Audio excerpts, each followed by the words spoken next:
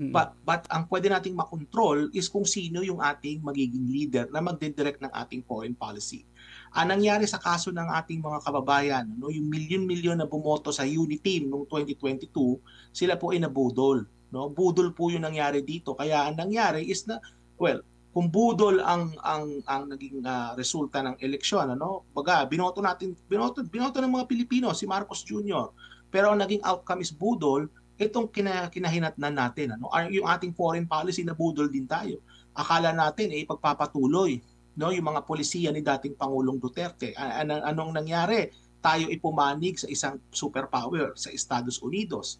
At anong nangyari ngayon? Na-elevate yung geopolitical risk sa ating bansa, which, by the way, Almar, also impacts foreign direct investment. Kasi bakit ka nga naman mag-invest sa isang bansa na merong mataas na level ng geopolitical risk as a result of a bad foreign policy kagaya ng ginagawa ng gobyerno ni Marcos Jr. Pag-aresto, no, kay Pastor Apollo Kibuloy, no, kasama yan. Napakarami pa mga kalaban nila sa politika. They're very fast, no? They're very swift in terms of using the law, no, ito, para habulin itong mga to. Pero pagdating sa kanilang mga kaalyado ay siyang bagal. Look at, for example, where in the world is Zaldico? No, may mga unconfirmed reports na si Zaldico nasa Spain daw, nasa Singapore, nasa kung saan-saang bansa. Bakit hindi na kaagad ito filean ng kaso given na may mga ebidensya na, no? Of course, pending yung investigasyon ng ICI, bakit hindi na kaagad filean ito ng kaso para mapapalik na dito sa Pilipinas? Hindi ba? So bakit hindi kina-cancel ang passport? Remember that itong mga powers na ito, no, halimbawa sa pagka-cancel ng passport, yan under yan sa kapangyarihan ng isang presidente. Bakit hindi gamitin, no, ni Marcos Jr. yung kanyang kapangyarihan, no, to account for accountability purposes, no, para sa mga taong ito. Pero pagdating sa kanilang mga kalaban sa politika, siyang bilis nila. No? So napapakita dito mga kababayan yung tinatawag sa ating bansa na two-tiered justice system. Kasi alam mo yung sinasabi nilang two-tiered justice system, sinasabi nila na ibang hustisya sa mahihirap, ibang hustisya sa mayayaman. Sa kaso nitong two-tiered system na sinasabi ko, ito'y nakahaluan ng politika. Kapag kakaalyado ka, protektado ka. Kapag ikay kalaban, ihahabulin ka nila. So nakakatakot ito, Admar, kasi ito yung tinatawag nating weaponization, no, ng ating gobyerno to go after the opposition or the political opponents, no? Kumbaga, hindi ito maganda sa isang demokrasya kasi ang nangyayari dito is nagagamit ang resources ng gobyerno to protect certain groups of people. Kaya ang nangyayari is yung korupsyon ay nagtutuloy-tuloy lang. Ano? So makita natin dito the double standards, nakakadiri, Admar, at nakakahiya itong ginagawa ng gobyerno natin. Nakakahiya. Dito, mainit pa rin yung usapin patungkol nga dito sa issue ng korupsyon, bagamat may mga pagpihit na bigla, no? Dahil may mga fake news daw itong sinasabing 1.7 trillion daw yung nawala sa stock market natin. Pero sa kabuuan, Doc, gaano kalaki ang epekto ng korupsyon sa isang bansa, sa ekonomiya ng isang bansa? Kasi na-topic na rin natin ito nitong mga last past natin ng mga panayam na sinasabi rin ng ilang grupo na wala nang masyadong epekto yung korupsyon kasi kumbaga nakasanayan na, no, sa atin. Pero sa kabuuan ba, may epekto ba yan sa ating ekonomiya po pag talamak na yung korupsyon na nangyayari? Alam mo, Admar, kasi ang korupsyon, malawak ang epekto nito sa isang ekonomiya. Marami itong pwedeng pagdaanan ng mga channel, no, at iba-ibang mga mekanismo kung paano ito nakakaapekto sa isang ekonomiya. Bibigyan kita ng ilang mga halimbawa, no?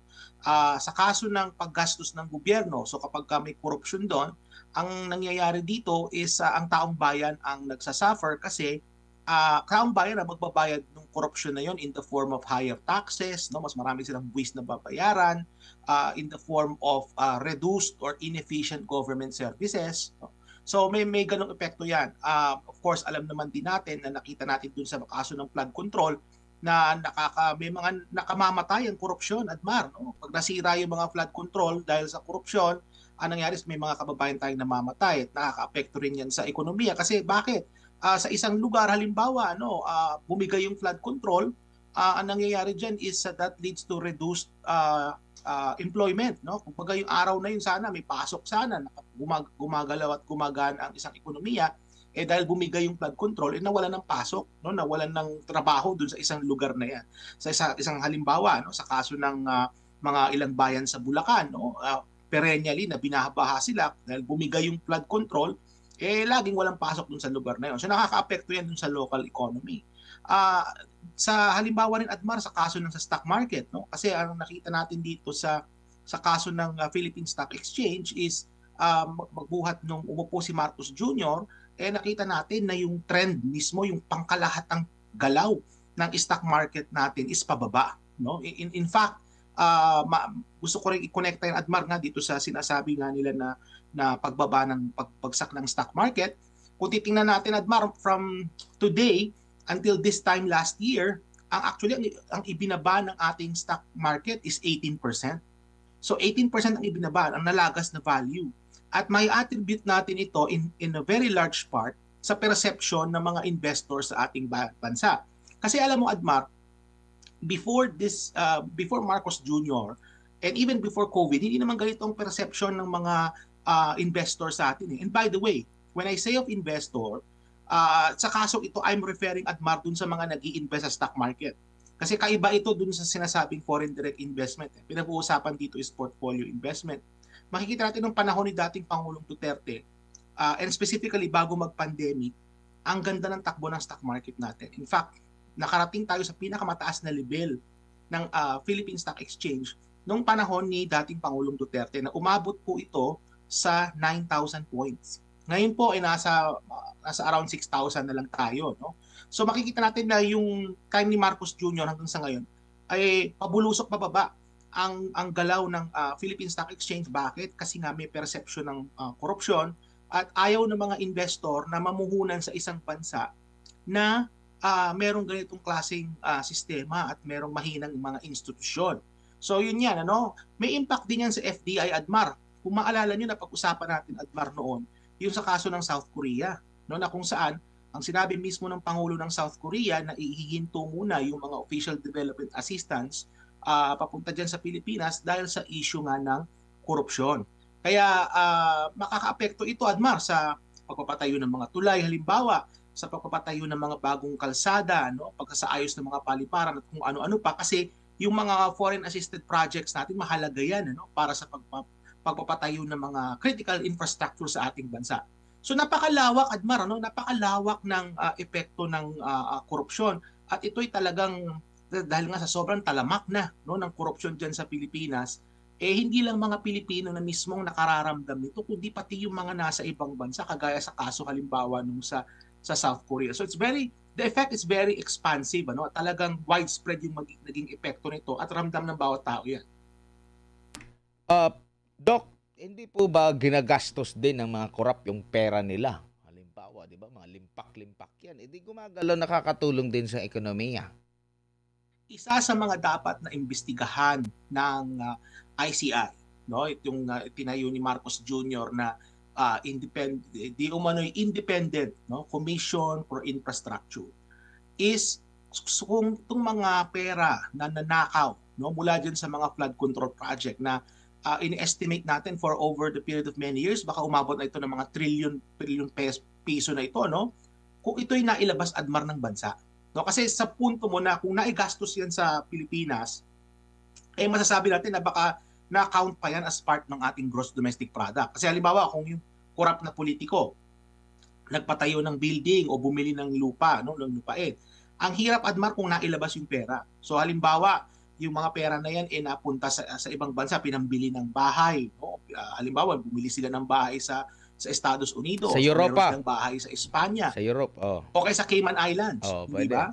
So dapat i-check din niya ng ICI. Napakalaki ng magiging trabaho nitong ICI na ito kung seseryosohin nila, tututuhanin nila yung trabaho. Napakalawak nito.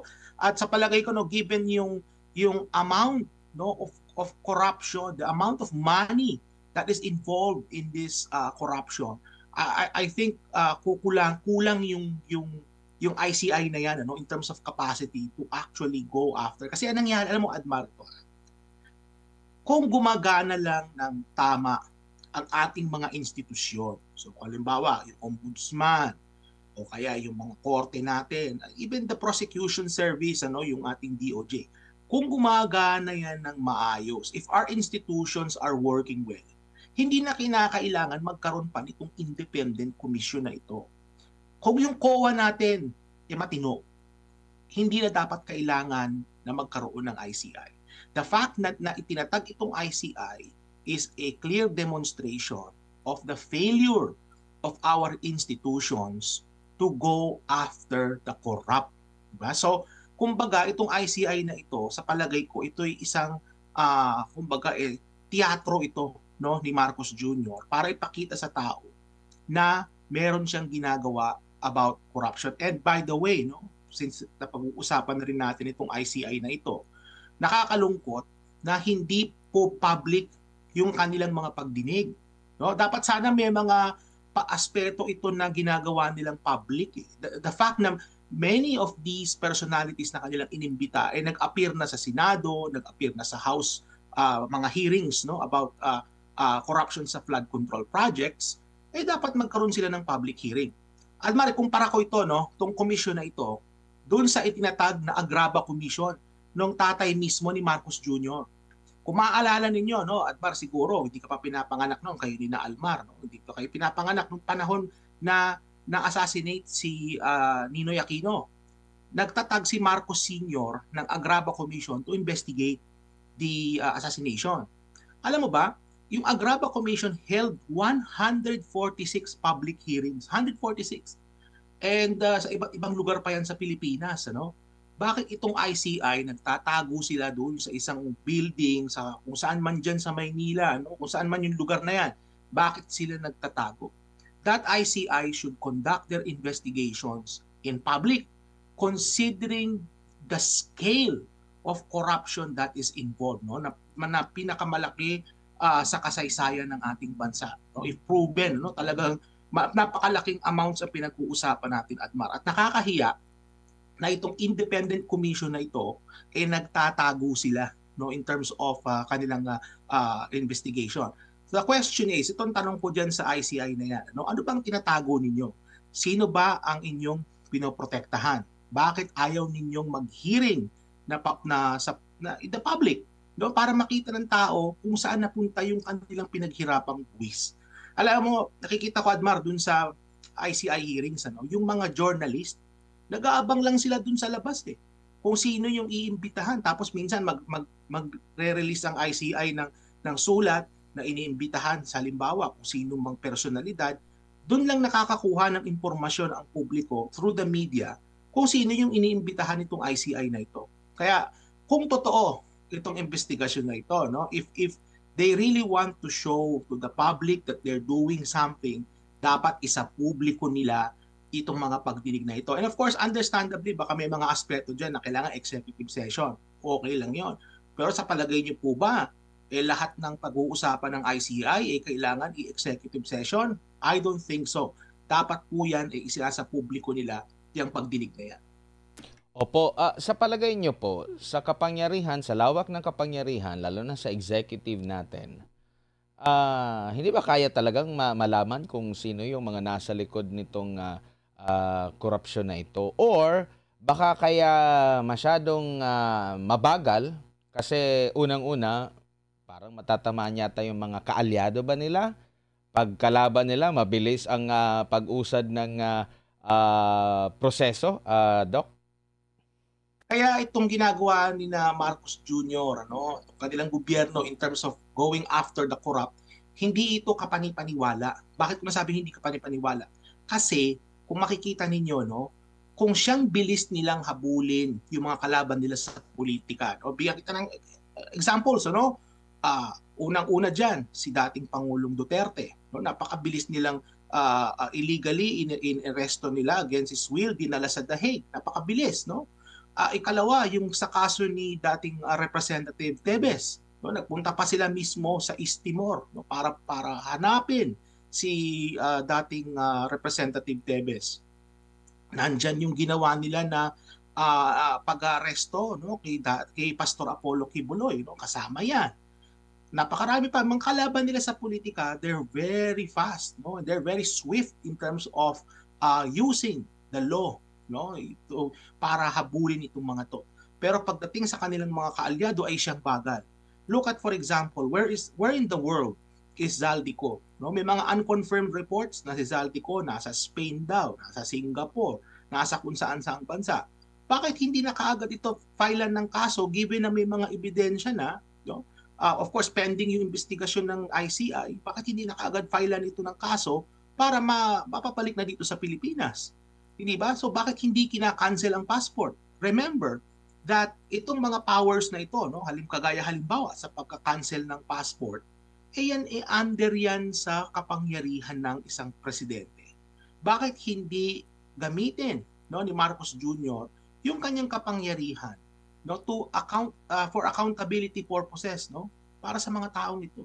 Pero pagdating sa kanilang mga kalaban sa politika, siyang bilis nila, no. So napapakita dito mga kababayan yung tinatawag sa ating bansa na two-tiered justice system. Kasi alam mo, yung sinasabi ng two-tiered justice system, sinasabi nila na, ibang hustisya sa mahihirap, ibang hustisya sa mayayaman.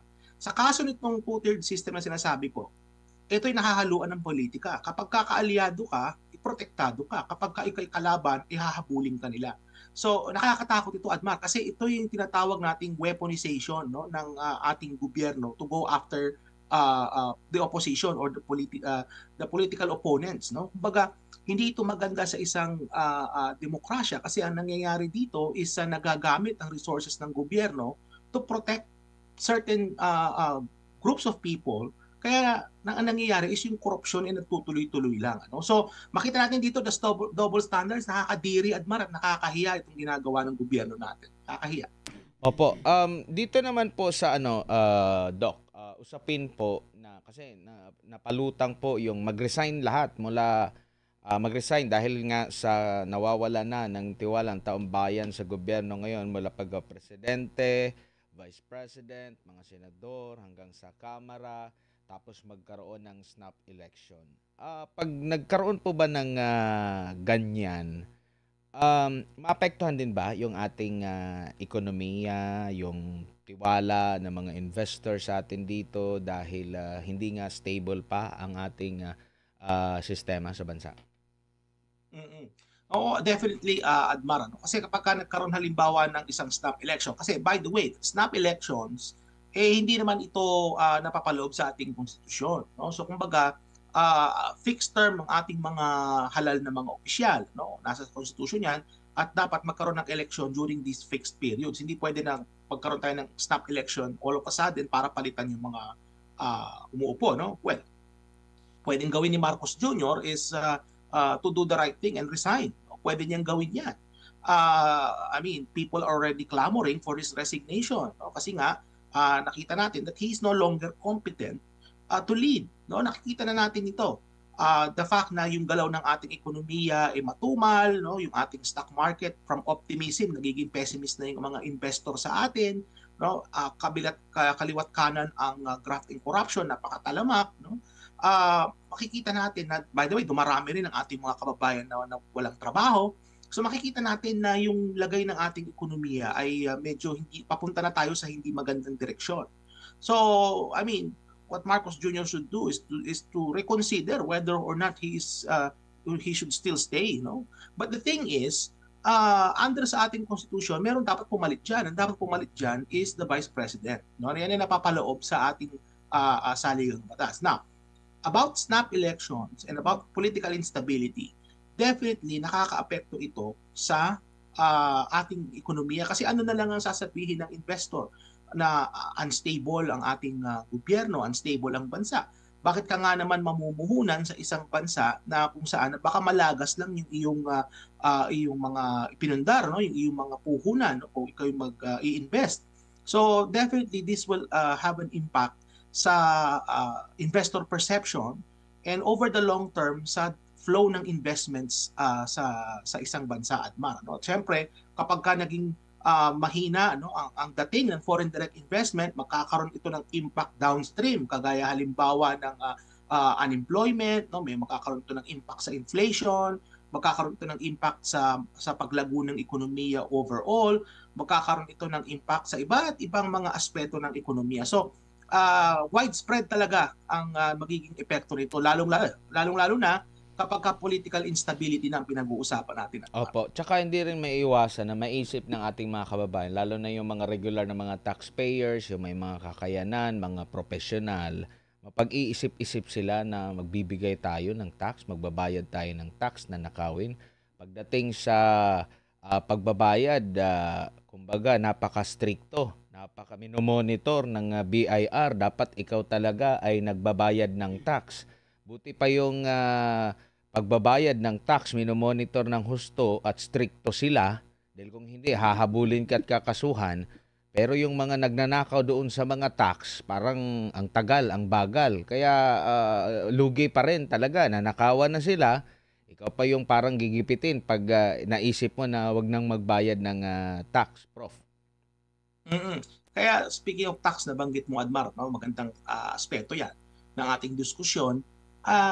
Umaalala natin, nag-file ng resolution or bill. Hindi ko lang tiyak kung bill o resolution ito na ipinapasawalang bisa na itong value-added tax. No? I think nag-introduce nito ay si Representative Kiko Barsaga ng Cavite.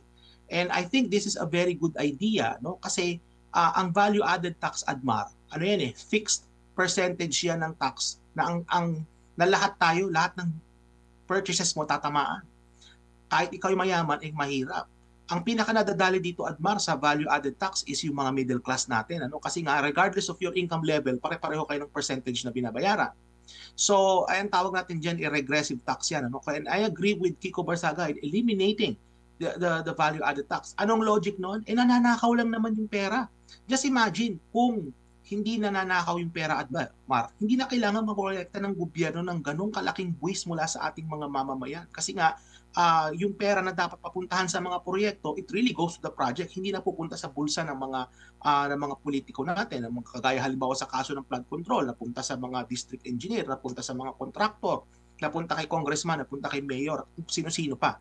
Kung walang graft and corruption sa isang bansa at efficient ang gobyerno, hindi mo kailangan mangolekta ng ganong kalaking buwis. Kaya it's logical, no? Para may pakita talaga ng gobyerno na sila ay sincere sa taong bayan is to eliminate some of these taxes, kagaya halimbawa nung sa value-added tax. And this is why I actually support yung panukala na yan ni Representative Barsaga, because I think that is the step in the right direction. Kasi nga, maniningil ka ng buwis na pupunta lang naman sa graft and corruption. I think if the government is sincere, no, in terms of gusto nilang linisin ang sistema, of course, nandiyan yung sa prosecution, yung pagkahabol, no, ng mga magnanakaw, pero they should also think about reforming yung ating tax system, kasi unfair nga naman, lalong-lalo na sa middle class, yung mga ganyang klaseng taxation system, Admar. Meron din siyang naging pahayag, di ba, na kasi di ba, pag tinanggal yung tax, marami daw maapektuhan ng mga proyekto. Ang sabi naman niya, bakit nandyan ba yung marami bang mga proyekto ang naitayo habang nandyan yung tax? Dahil nga, for sure, nag-ugat talaga ito dahil sa problema ng ating ng korupsyon sa ating bansa, Doc. At ang ano pa nito, ang pinag-uusapan pa lang dito sa issue ngayon, nasa flood control pa tayo. Ngayon, ang medyo lumulutang na naman yung issue doon sa farm to market road. No? So dalawang pa lang ito, klase ng proyekto. Hindi pa nga natatouch yung una ng naging pahayag din ni Mayor Magalong, yung mga Cat's Eye at yung iba pang sa mga mga proyekto po ng DPWH Doc. Pero grabe na ang perang pinag-uusapan dito. Mas malaki pa doon sa issue ng 100 million plus na confidential fund ni BP Sara, Doc. Kaya nga alam mo, Admar, nabanggit ko kanina yung failure of institutions natin. Kaya it has led to this. Kung yung ating Commission and Audit, yung COA natin, ay matino at gumagana at maayos, hindi sana tayo rin makakahantong sa ganito. Kasi nung dinisenyo yung 1987 Constitution, naka-built-in doon yung Commission and Audit, na kung saan yan ang titingin sa mga gastusin ng gobyerno, titingnan nila kung tama yung paggastos. Silang merong responsibilidad dyan. Of course, there's also the mechanism of prosecution. Nandyan yung ombudsman, nandyan yung mga korte natin, yung Sandigan Bayan halimbawa. No? But the thing is, if the institutions are functioning properly, dapat noon pa na-detect na itong mga ganitong klaseng katiwalian. No, kasi itong mga katiwalian na to, Admar, this is nothing new. No, this has been going on for years and years and years, and yet it has the system has allowed it to balloon. No, kagaya nito nakikita natin ay lumobo na ng lumobo yung scale. Lumaki na lumaki yung scale ng korupsyon, no, na nakikita natin. Kasi nga our institutions have failed. No? The institutions have failed us. Binigo tayo ng mga institusyon ng ating gobyerno in terms of finding graft and corruption. Kaya humantong po tayo sa ganito. Kaya hindi natin masisi, Admar, no? May mga kababayan tayo na nag-iisip na kailangan natin ng reset, no, sa ating gobyerno. Kasi pag sinabing reset, magsimula ulit tayo ng malinis. No? Ayusin natin yung sistema, ayusin natin ang Pilipinas, ayusin natin yung mga mekanismo para hindi na mangyaring muli itong ganitong klaseng korupsyon na lumala pa. Lumala talaga itong korupsyon na ito under sa panahon ngayon ni Marcos Jr., Admar. Yes, sir. Doc, magandang gabi, si Almar po ito. Sir, medyo balikan ko lang yung yung mga early days, yung pagpasok ng Marcos administration, kasi yung trending nung mga panahon na yon, yung mga travel na ginagawa, tapos mayroon daw mga pledges. Base po sa monitoring po niyo, sir, sa mahigit 3 taon, ano nangyari po dun sa mga pledges na yon? Wala tayong nakitang bunga nito mga investment pledges na ito, no?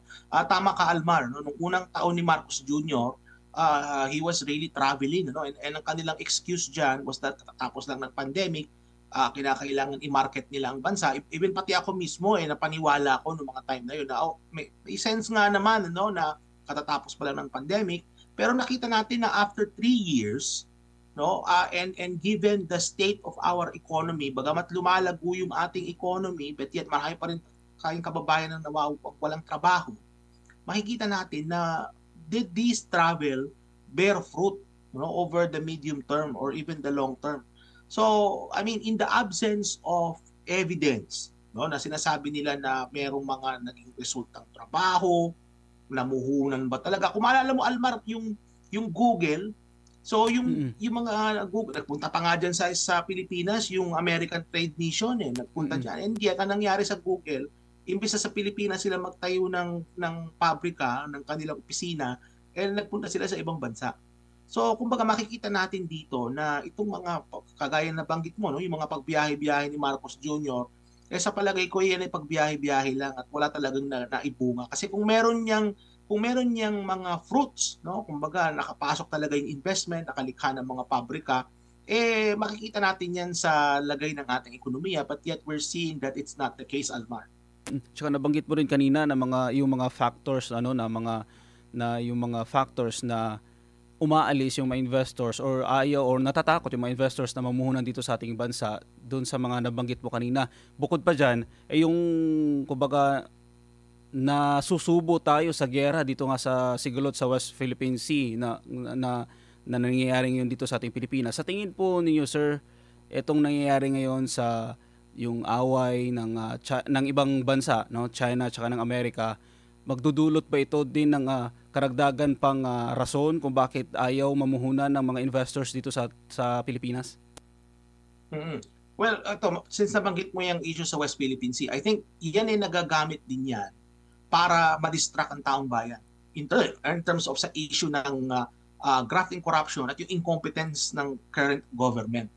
So, kumbaga, kapag mayroong mga sigalot, no, pag may mga ganitong issue na lumalabas, graft and corruption, makikita mo na nag-i-intensify yung mga kumbaga, yung mga tension diyan sa West Philippine Sea. Kumbaga, merong correlation ang mga issues as it relates dun sa failure ni Marcos Jr., no, na ayusin ang bansa, no, yung kanilang failure ng pamamahala. Pag may mga issue patungkol diyan, biglang magkakaroon halimbawa ng gulo dyan sa West Philippine Sea. Kumbaga may correlation sila. So parang naipapakita dito na it was meant to distract the public in terms of looking the other way. Diba? So ganyan yung nakikita ko dyan. Pero on the grand scheme of things, no, alam mo Almar, sa kaso ng ating relasyon, no, sa China, yung ating relasyon sa Estados Unidos, ang dapat na ginagawa dito ng gobyerno is yung kanilang foreign policy should be aimed towards economic development, pagpapaunlad ng ating ekonomiya. So paano mo ma-relate yan? Kumbaga, dapat ang relasyon mo sa China at ang relasyon mo sa Estados Unidos ay both to the advantage of the Philippines. Hindi pwedeng ang mangyari dyan, magpupunta ka lang sa isang side. Tandaan natin that China has overtaken already the United States in terms of many economic indicators. So kumbaga, yung ekonomiya ng China, may mga aspeto dyan na nahigitan na nila ang Estados Unidos. And they become a leading economy, of course, in the world, sa Asia, number 1. Hindi lang yun, they're a superpower. So kumbaga, since meron tayong kapitbahay ng superpower at napakalaking ekonomiya, that alone should be sufficient na magkaroon tayo dapat ng maayos na economic relation sa bansang yan. Hindi natin pwedeng awayin yan. Ang dapat na ginagawa natin is kaibiganin natin silang lahat. We have to take a neutral stance, halimbawa sa issue sa Taiwan. No? Wala tayong kinalaman doon. Dapat neutral tayo. Ang nangyayari kasi is nagagamit ng ating mga leader, no, itong relasyon na ito to their own advantage. Kasi nakikita natin dito, it seems to me that the United States is protecting Marcos Jr. The same way that Marcos Jr. is protecting the corrupt sa ating bansa. Which means by extension, the American government is also indirectly protecting and facilitating graft and corruption in our country. So kumbaga, ang nakikita ko dito is mali, no, yung ating approach sa foreign policy. Dapat na ginagawa natin diyan is anong sinasabi ng ating saligang batas. Dapat magkaroon tayo ng independent foreign policy. Sa nakikita ko sa ngayon, ang ating foreign policy ay hindi independent. Kung anong sasabihin ng Estados Unidos, yun ang gagawin ng ating gobyerno. Hindi dapat ganon. Kailangan bumalik tayo sa ating saligang batas kasi yun ang the supreme law of the land. At anong sinasabi? We need to have an independent foreign policy, Almar. Sir, nabanggit mo kanina na nauungusan ng China yung Amerika sa lahat ng sa maraming aspeto pagdating dito sa ekonomiya. Sir, masasabi ba natin na nagkamali ang Pilipinas sa pagpili ng bansang susuportahan? Well, nagkamali ang bansa sa pagpili ng leader na binoto noong 2022. Kasi ang nangyari dyan, kung tama yung leader na pinili natin noong 2022, hindi sana magiging ganito ang sitwasyon ng ating foreign policy. No? Kasi alam mo, Almar, yung Estados Unidos, yung China, hindi natin makokontrol yan kung anong kaya nilang gawin. But ang pwede nating makontrol is kung sino yung ating magiging leader na magdidirect ng ating foreign policy. Ang nangyari sa kaso ng ating mga kababayan, no, yung milyon-milyon na bumoto sa UNITEAM noong 2022, sila po ay nabudol. No? Budol po yung nangyari dito. Kaya ang nangyari is na, well, kung budol ang naging resulta ng eleksyon, ano? Baga, binoto ng mga Pilipino si Marcos Jr. Pero ang naging outcome is budol, itong kinahinatnan natin, ano? Yung ating foreign policy na budol din tayo. Akala natin pagpapatuloy, no, yung mga polisiya ni dating Pangulong Duterte. Anong nangyari? Tayo ipumanig sa isang superpower sa Estados Unidos. At anong nangyari ngayon? Na-elevate yung geopolitical risk sa ating bansa. Which, by the way, Almar, also impacts foreign direct investment. Kasi bakit ka nga naman mag-invest sa isang bansa na merong mataas na level ng geopolitical risk as a result of a bad foreign policy kagaya ng ginagawa ng gobyerno ni Marcos Jr. Kaya alam nyo, I think sa kaso ng foreign policy, given that Marcos Jr. has only 2 years, less than 3 years left in his office, I think wala na tayong pag-asa in terms of mababago yan, ano, yung foreign policy. Unless Marcos Jr. steps down at umupo si Vice President Sara Duterte at makapag-reset tayo ng ating foreign policy. Hanggat hindi nangyayari yan, patuloy pa rin itong sitwasyon natin na kung saan na nagagamit, no, ng Estados Unidos ang ating bansa for its own interests. At hindi lang yun, ano, nasasubject tayo unnecessarily to an elevated geopolitical risk as a result of a very, very bad foreign policy, Almar. Sir, nakabase po kayo ngayon sa Canada. Base po sa monitoring po niyo, kumusta ano po yung kumbaga parang reaksyon ng international community sa nangyayaring malawak na korupsyon dito sa Pilipinas? Maging sa mga OFWs po, sir, ano po yung mga reaksyon po nila? Well, for one, you will see bago papunta sa reaction muna, no? If you go to the airports, you will still see a lot of people na lumalabas ng Pilipinas para maghanap buhay, maghanap ng trabaho, no? Para makapagtrabaho sa ibang bansa kasi nga ang nangyayari din sa Pilipinas, there's not enough jobs for everybody. So, and kung meron mang mga trabaho na nalilikha, napakababa ng sweldo. Yan ang lagay ng ekonomiya ng Pilipinas that necessitates people to still leave the country to find greener pastures. So, kaya sila umaalis ng Pilipinas kasi nga yung polisiya natin in terms of economic development, hindi maayos, hindi matino yung polisiya. Now, pagdating nila dito sa ibang bansa, and of course, makikita mo, Almar, no?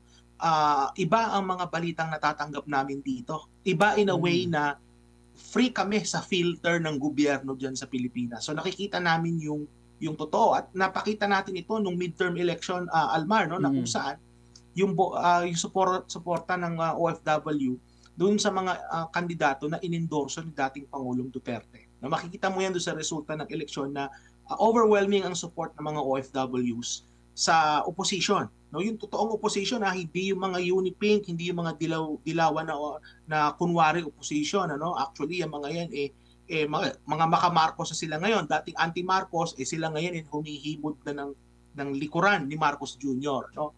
So, kumbaga, makikita natin na in terms of OFW support, makikita natin na our OFWs are want change. No? Gusto nila ng pagbabago sa ating bansa.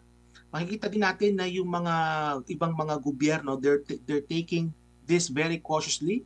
Alam mo, Almar, makita natin yung sa kaso nga ng South Korea, hindi ba? The South Korean government, and no less than the president of South Korea himself, ang nagsabi na mismo na isususpend muna yung mga ODA sa Pilipinas because of graft and corruption. And of course, kapag ka world leader na nagsabi niya, which is the president of South Korea, he is a world leader, ano na ngayon ang pakiramdam ngayon ng mga ibang world leaders din na tumutulong sa ating bansa? Kagaya halimbawa sa kaso ng Japan, sa kaso halimbawa ng dito sa amin sa Canada, sa mga ibang lugar.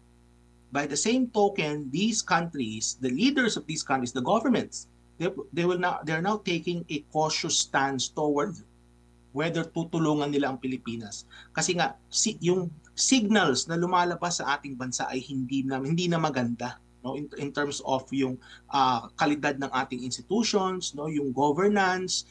Makikita natin na hindi maganda yung mga signals na lumalabas. Kaya nagkakaroon talaga ito definitely ng epekto sa perception, no, ng mga hindi lang ng mga Pilipino kundi ng mga banyaga as well, no, in terms of how they perceive yung mga nangyayari diyan sa Pilipinas, Alvar. Sir, isang tanong na lang para sa bago ko ibalik kay Admar sa part ko po, sir. Yung kapag ka nagpatuloy po itong ganitong sistema dito sa ating bansa, malawak na korupsyon, na involved pa yung mga leaders, no, ng dito nga sa ating bansa at pinapabayaan yung food security, marami ang walang trabaho. Sa tingin po ba niyo, sir, tataas ang krimen dito sa Pilipinas kapag ganito yung nangyayari? Well, dinedeny na yan ng PNP, no, na tumataas ang krimen. Pero anecdotally, pag tinanong mo yung mga kababayan natin, whether or not they feel safe, no, sasabihin nila sa iyo hindi. Kasi nga, kapag hindi gumaganda ang lagay ng isang ekonomiya, talagang tumataas ang krimen. Pero ang maganda dito, Almar, is to compare the perceptions of the public, in terms of safety. Kukumpara mo ito ngayon, kumpara doon sa nagdaang administrasyon. At makikita mo, no, may mga anecdotal reports tayo niyan na sinasabi talaga ng taong bayan na mas safe sila noon kaysa ngayon. They don't feel safe now. No? And dinedeny naman yan ng PNP, but the thing is, mas importante pa rin kung ano yung sinasabi talaga ng taong bayan. So, kumbaga, bad economy, leads to bad economic outcomes, including yung outcomes sa public safety. Magkakaroon definitely yan ng epekto, no, sa ating bansa. Yung mga petty crimes, no, tataas yan, Pero ang pinakamahalaga dapat tingnan nila dito yung krimen talaga, Almar, ng pagnanakaw, no, sa ating gobyerno, dahil mas talamak ito at mas widespread, no, at mas matindi talaga ang epekto nito sa ating lahat, no. Ikaw man nandyan sa Pilipinas o nasa labas ng Pilipinas, napakatindi talaga ng epekto, no, ng talamak na graft and corruption diyan sa Pilipinas, Almar.